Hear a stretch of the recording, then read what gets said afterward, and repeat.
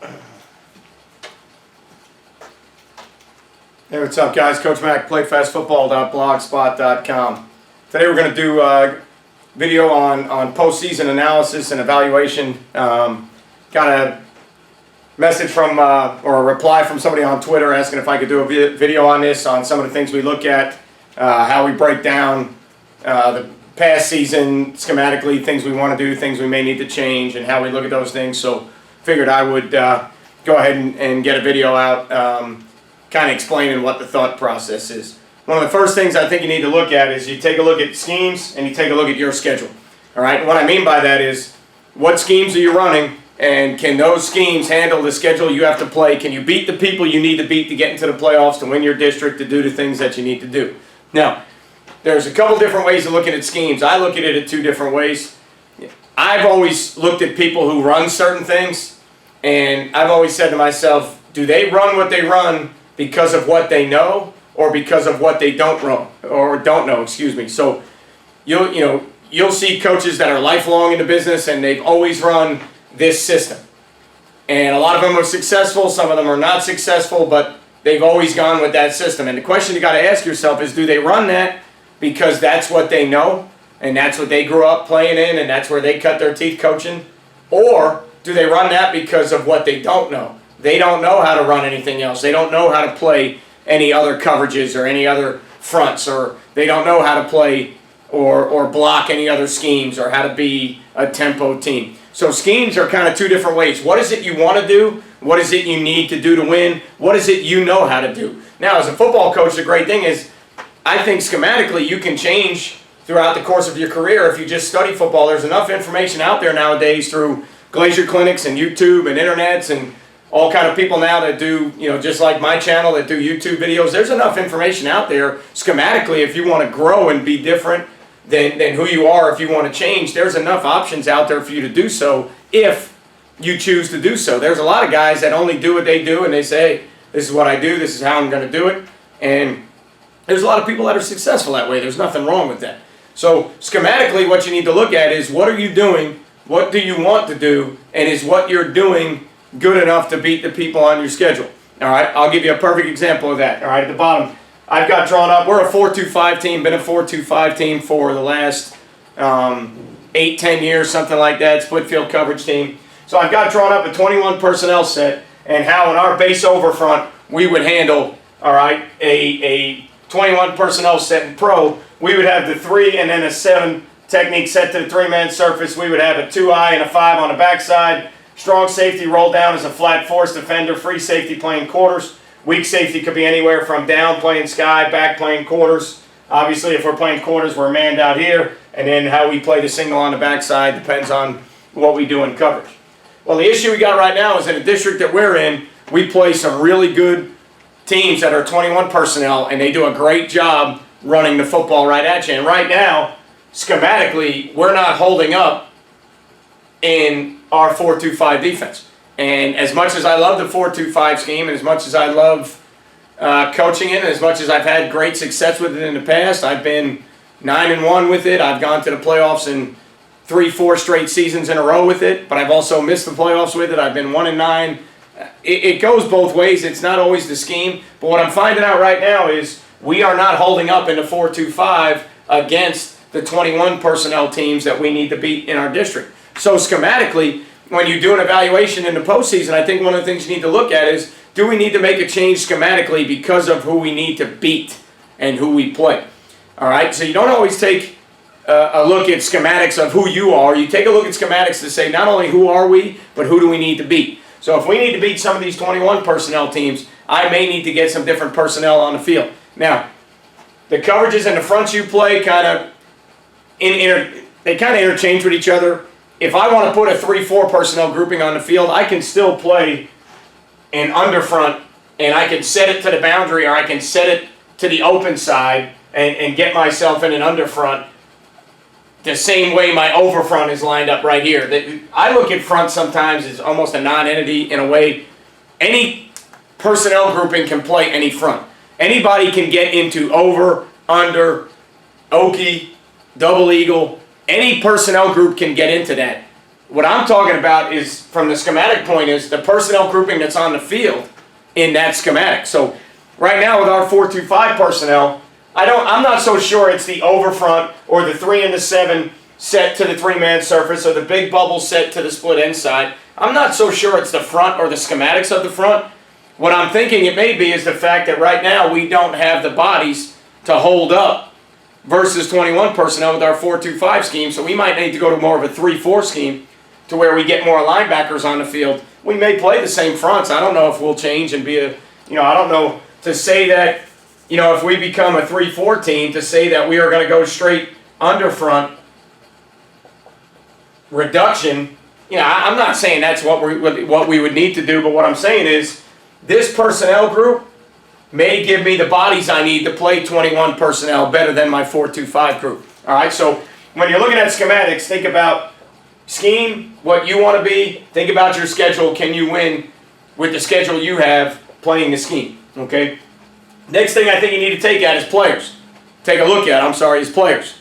Who's returning? And then if you're at a place where if you're at a school that's got a feeder or the kids that are coming in, what do you got coming in? All right, so what do you have returning and what do you got coming in? That might kind of make a difference when you start looking at things schematically. All right, if you're a 4-wide team that likes to throw the ball and you don't return a quality quarterback or you don't return 4 receivers that can play, well then maybe schematically you want to be 4-wide, 10 personnel, but you don't have the people to do it. So I think looking at players, returning and possibly incoming has a lot to do with the schemes that you want to run.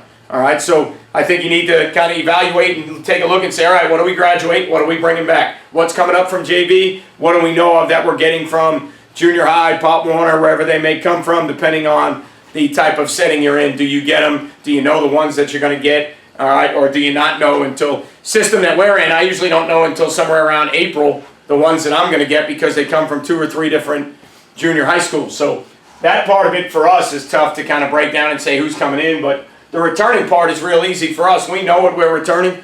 Just so happens that we're in a year right now where we return 95% of our players. We return 95% of our starters. We only lose 2 to 3 starters on both sides of the ball. And then you add into that I think there's 15 or 18 10th grade kids coming up from this year's JV team. So I'm looking at it from who's returning from my varsity team, who got on-field experience, who did I see play on the field in a season, who did I see that can fit at a place. Maybe they got to change positions, maybe they can work, maybe I saw a 10th grade kid that I like that I think can come up and be a safety or a linebacker, maybe I saw a linebacker that can help us at D-line. Those are the things that you need to look at and evaluate, all right? And then I think the last thing you need to look at is you need to go back and look at your stats, look at your film grades, and then break down the films of things that occur. And when I say that, what I mean is, look at your statistics first. Are you getting done what you need to get done? All right. Look at your statistics in games. Here's another one to look at. All right. Look at your statistics in games of equal talent. Okay. In high school football, you can't really statistically look at the course of a season when in 4 or 5 of those games you might have been severely outmatched by an opponent, so your statistics are kind of jaded. So if you're a team like we were, if you're a 1-9 team or a 2-8 team or a 3-7 team, look at your statistics against the 2-8, 3-7 teams that you played on your schedule or the bottom tier of your schedule and see how you fared against those teams with the talent when the talent was equal. If your statistics were okay and you ran the ball well or threw the ball well or you stopped the run or you stopped the pass, whatever you want your statistics to be, if they were okay when the talent was even, all right, then I think you've got to work on now looking at your schemes and developing your players to get better, because now in the games that are even with the talent, all right, so in the games where the talent is even, you look at those breakdowns and you look at those films and you look at those stats and you say, okay, in those games, schematically, I think we're okay. All right, I think that we threw the ball, we ran the ball, we blocked people, we got off of blocks, we did some things that we needed to do. All right, then you go back and look at the games where the talent's a little bit lopsided and say, okay, how much of this schematics and how much is this developing our players? How much of this is we're just not in position to make plays, and how much of it is we're in position to make a play, we just got a drive block 30 yards down the field. We're in position to make a play, but their tailback, ran over our inside linebacker unblocked at the line of scrimmage. So there's kind of different ways of comparing things. I don't think you can take your schemes and compare it to the best teams in your district or the 9-1 teams on your schedule and say, hey, look, we need to change because we couldn't do anything against them. What I think you need to do is I think you need to take a look at your statistics in games of where the talent is even, see how you did, then go back and look at your schedule and say, okay, can we beat those teams that are better than us with this scheme?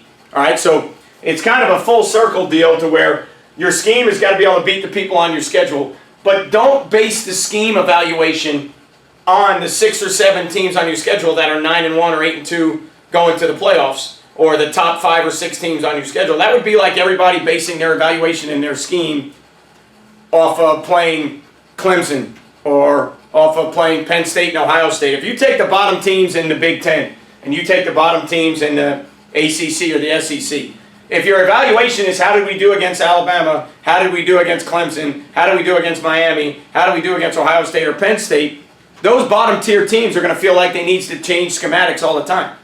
All right, because when the talent is not even, the scheme probably isn't going to show up either. What you need to do is look at the games where the talent's even, take a look at the schemes. Do you like it? Is it what you want to do? Did you get enough things accomplished? And then go back and say, okay, is this good enough to beat them? All right, is this good enough to beat the top tier teams? Because that's what it's all about in football. All right, what you get really, what coaches get paid to do, you get paid to win the games that the talent is equal or the other team is better. When your talent is better, you should win. All right, I heard Urban Meyer when he first got to Florida, and he said, listen, they pay me to win 3 games a year. There's 8 or 9 games a year we win getting off the bus with our roster at Florida. There's 3 games that we need to coach in to win. And that's a great mindset and mentality, and it's a great outlook. He knows that. He understands that. He took the job at Florida. He knows that when you're at places like that, there's 8 games that you've already won based on the roster. Now magnify that by 1,000, and that's high school football. All right, 90% of high school football games are won in January when the schedule comes out. Okay, so there's really only a small window of games that you can do yourself justice by coaching yourself into competitive games or winning games, and those are the ones that you really got to look at. And then when you want to make the next step, how can we beat the top echelon teams in our district? All right, if we get to a point where our talent is close to them. Now, if our talent never gets close to them, we're never going to beat them. And that's why in high school football, at least like when you look in the state of Florida, it's the same 10% of teams that are always competing for state titles. It's been the same teams in 1A, 2A, 3A. Yes, there's going to be changes here to there, but if you look at the history over 50 or 60 years of football, it's generally the same teams over and over and over again. All right, so that's not going to change unless the talent can somewhat get even. Now, when you have those years where your talent can get close to even with the top schools in your district, now you got to figure out, all right, what schemes can we run to beat them? And that's where we're taking a look right now. We feel like in the next 2 years, our talent is going to be pretty good. I don't know if it's equal with the best in our district, but it certainly isn't that far off to where I feel like we can compete. Can we compete? Do we need to be 3-4 and an underfront? All right, to compete against these 21 personnel teams, can we still do it in the 4-2-5? That's where you need to start looking at your schedule, your scheme, when you're looking at your stats and your film grades and your breakdowns. Now, the other thing you need to look at, all right, is grade the films and see how much is it is missed assignments.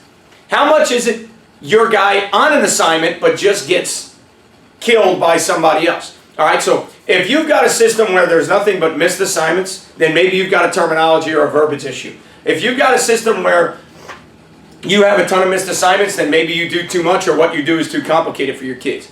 If you go back and look at your film grades and your O-lineman grade out to C's and D's or 60% execution, maybe if you get those O-linemen better, maybe your scheme is okay within that scheme if you just execute a little bit better and your O-linemen get better or your quarterback gets better. If you're let's say you're a triple option team. If your quarterback grades out at 60% on his reads, you're not going to win a lot of games as a triple option team. You need the quarterback to be an 85, 90% guy so that when he gives the veer or the midline or he pulls or he pitches, you need to make sure that he's right. That's why you're running that offense, because the guy in charge has to make you right because you're leaving players unblocked. If you're leaving players unblocked and the quarterback makes the wrong decision, you're not going to win a lot of games. So take a look at your film grades.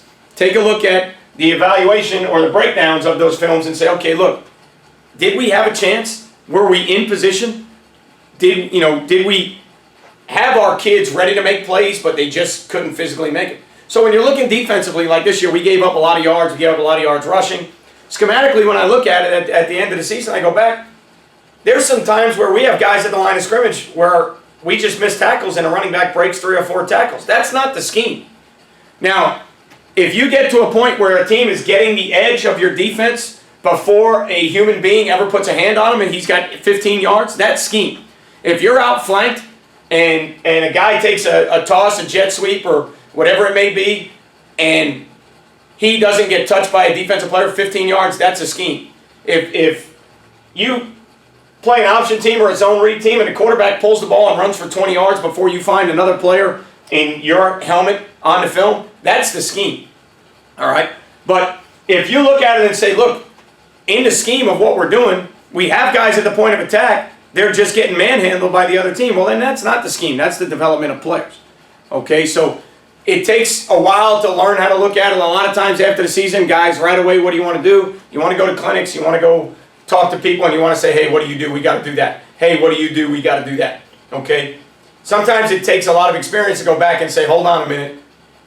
Sit on that thought for a minute. Let's go talk to people about practice plans. Let's go talk to people about weight room. Let's go talk to people about special teams. And let's go talk to people about culture and developing a program before we think about changing the 4-2-5 or the spread or the tempo or the pro-I or whatever it may be.